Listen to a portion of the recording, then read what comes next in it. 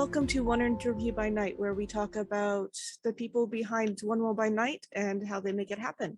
I'm your host, Sheryl Westleigh, and I'm talking tonight with Marion. And Marion, could you introduce yourself to everyone?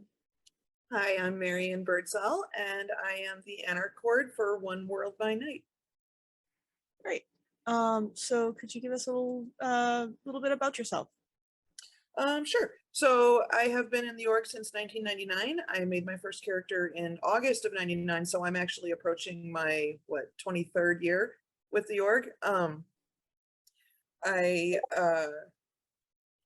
was started out in Cleveland, Ohio, and I'm still here, although I play in a whole bunch of games now. I started playing a Giovanni, and she died in 2014, and I play Ruby Cross now. And as of last year, I became the Anarch Cord. As of the year before that, I was Documents Cord. Great. So why don't you tell us about what your office does? Well, we handle a lot of approvals, of course, because it's an entire genre. And everybody wants what we got. But we also field a lot of genre questions, and we give a lot of advice. Just in this last month or so, where we have just started launching some plot for a certain group of players, and I'm hoping to expand that and put some plot out there for a larger group once this one is done. Right, so we're also editing packets. I've got a magic packet that's coming up for a vote soon, and we're looking at poisons and curses next. Oh, that's great. So you are actually our first genre cord that we have interviewed. So why don't you tell us a little bit about Anarch genre? Oh, geez. Well, the one thing I can tell you is that nobody interprets it the same. In general, it is about rebellion against, the lower gens. So, rebellion against elders and against the status quo and against established forms of vampire government. However, as far as the nuances and what constitutes an anarch and what their duties are and what their responsibilities are and how they function, there's as many answers as there are players, So, I mean, in general, it's a good genre for anyone that wants to explore different forms of government and also a lack of government within play. I mean, that's honestly what I would say the most, is that anyone who wishes to explore things outside of either Camarilla or Sabbat, the way things, the status quo and the way things are rigidly set up, it's a really fun genre to explore, if I do say so myself. So that kind of leads into, I know you mentioned the magic packet and some plots. So what are your current plans coming up? Well, once the magic packet is finalized, I do have some things in there that are probably going to be a little bit controversial to some people. I've introduced some custom content. I tend to believe that custom content is, like, some people don't like it and some people do. I fall on the side of, I think that we should be allowed to create our own content. So once that's settled, next in line is poisons and curses. This is actually really important because we do currently have people in play who possess poisons, which is not regulated at all. We also have people in play who possess curses, and curses could stand to be defined and expanded a little bit better. So one of the things that I did was I pulled I pulled curses out of the magic packet where it was and made it into a separate packet on its own, in anticipation of expanding it out and adding poisons to it. Once that is done, there is also in the works, and I'm going to be working with the Sabbat cord and the Cam cord with this. There's a Kaitif packet, or clanless, actually, because it'll also include Pander, which has been written, but which, because we have a new Cam cord and a new Sabbat cord, I need to go over it with them and make sure that they're on board with everything that's in it. So that's coming up, and let's see. That's what I have planned for the immediate future. you know, like I said, there's some plot ideas popping around, but I'm not going to expand on those as much. No, don't want to give too many spoilers. Yeah, but I mean, that's basically what's coming up, is a lot of packet work and a lot of you know, like plot planning. So how's your experience as Anarch Coordinator been so far? Because I know you're fairly new in the position. Yeah, it's been very rewarding. I feel very privileged to be allowed to see the behind the scenes machinations going on between players and between staffs and their players. I feel very what's the word, like I I really love it. Like, I love being able to see these things and being able to help chime in on them. You know, it is a privilege. So it's a huge privilege, I would say, to be trusted with this. I didn't really understand when I took over, like, how much trust people were going to be placing in me, but I realized that now, you know, it's quite a bit, and it's a huge responsibility, but I do very much appreciate it. Like, I do really enjoy what I do. You know, I like being able to see the role play, and I like being able to see people's plans and like how they and where they plan on going with this genre. It's very rewarding. I plan on sticking with it for as long as I can. My next question would be, what do you want to see from the Anarch players right now? Oh man, I would like to see expanded roleplay. Like, I mean, Anarch, more than any other genre, I think, because of the general lack of upper echelon structure, it's the only genre that is truly, I think, player motivated. So at least more than any other genre out there. So you know, that you don't look to elders for permission to do things. You don't look to, you know, leaders exactly. And when you do, those leaders are players. It allows for player motivated events, player motivated gatherings, and player motivated plot. And I think that's, I mean, honestly, I would like to continue to see what we have been seeing, which is, you know, players putting together their own organizations and their own events and their own games and their own structures, I guess, would be, you know, they're sort of motivating their own plot. You know, I don't mind putting stuff out there for them, and I think that is part of my job. But one of the things that I really love about Anarch, and that I've always loved about it, is how much is in the hands of players. You know, so I would love to see them continue to step up and to continue to, you know, I mean, each person brings a unique viewpoint that is possessed by no one else. So when everyone pitches in, you end up with this huge tapestry of story that's just like, it's just so much, so rich and so much fun, you know, instead of one person telling a story to a bunch of people, it's everyone telling stories to each other. And I know that that's LARP in a larger sense, but I feel like it's even more concentrated in Okay, so let's go into, you mentioned your character Ruby Cross. Mhm. So why don't you tell us about her and anyone else you currently play? I am, well, okay, so I do technically have another character, but I don't pay a whole lot of attention to her. I am one of those people that just can't play more than one. I know that feeling. Yeah, I really wish I could. Like, I see other people do it, and it seems like they make it look so easy, but I just do not have I don't know, the type of thinking or something that allows me to focus on more than one. So Ruby is my only character really that I actively play. I do have a Mariner Gangrel and that I do occasionally bring out for a little change of pace, but she's sorely neglected. So yeah, so Ruby is an Anarch. That's she was my first Anarch character, and she's the reason that I started falling in love with the genre in general.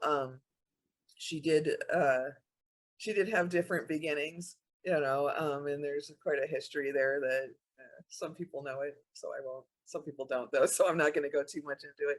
But currently she leads the Knights, which is you know, a gang within Anarch genre.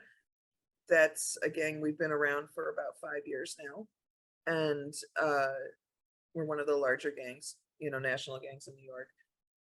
She lives in Bay City, which is up in Michigan. It's based out of the Ann Arbor game, and has established Anarch territory there where there wasn't really a whole lot. She kind of built it up, and she loves visitors. So if anyone wants to come visit Ruby, I'm still playing her, but I'm not getting her involved in any like massive plots, just more like role play scenes and side scenes and stuff. I've sort of just said that she's kind of taking a step back a little bit from the big national scene.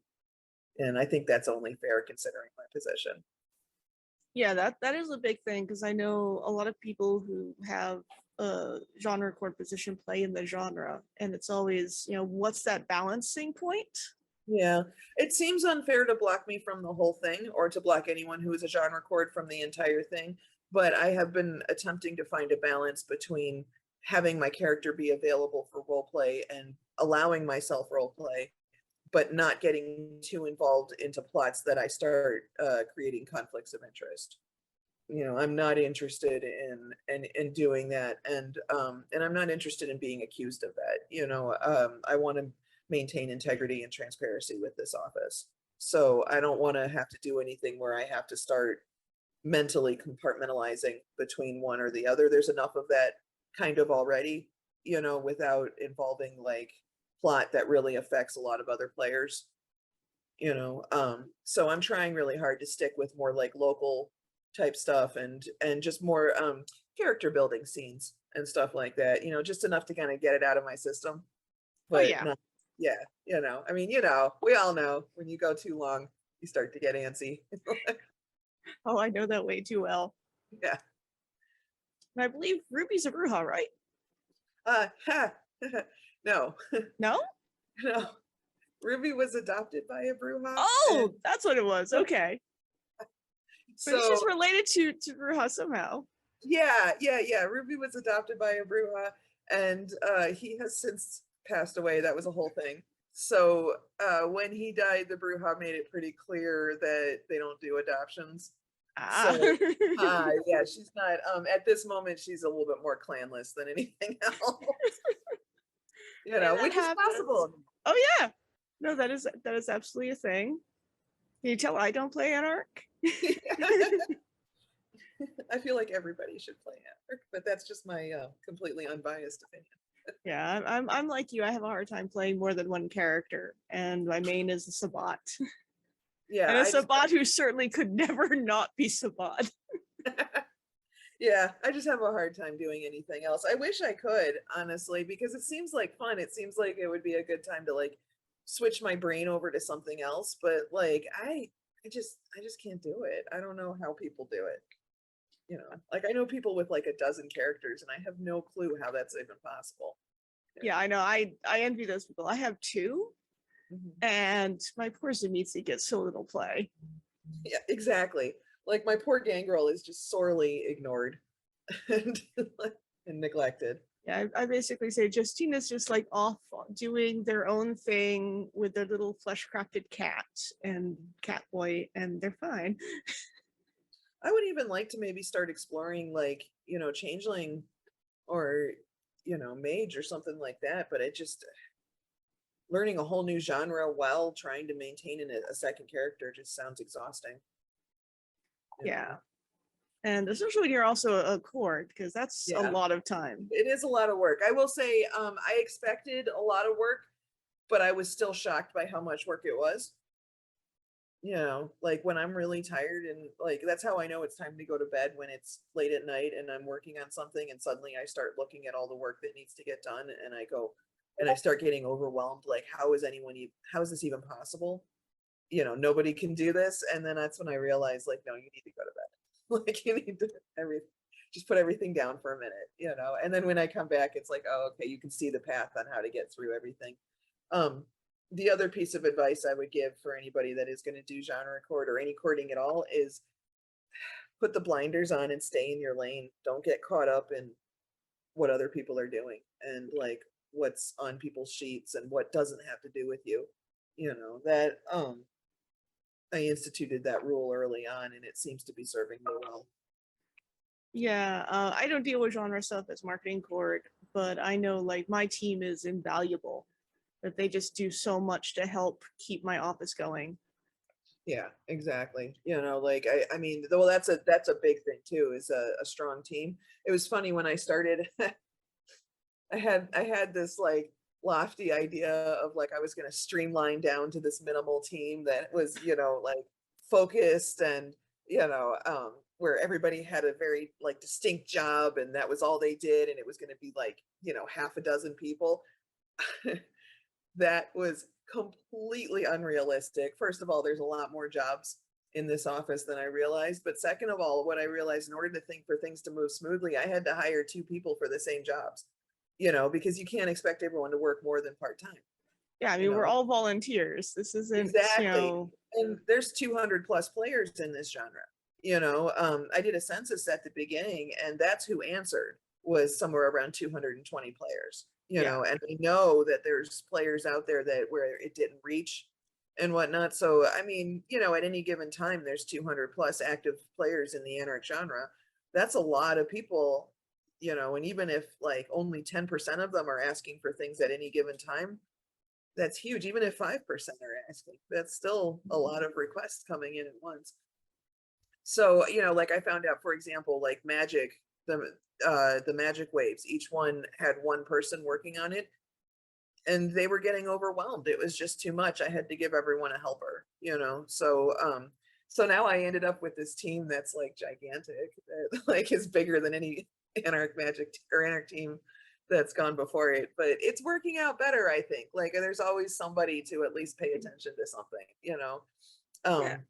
And even with that, I still have to step in and provide a lot of support and help with different things, which I mean, that's what I signed up for though, so it's okay. Yeah, because if I'm not mistaken, with Anarch, a lot more of the magic is under your office rather than under a clan office, which is different than the other genres. Yeah, the Anarchs themselves have 4 magic waves.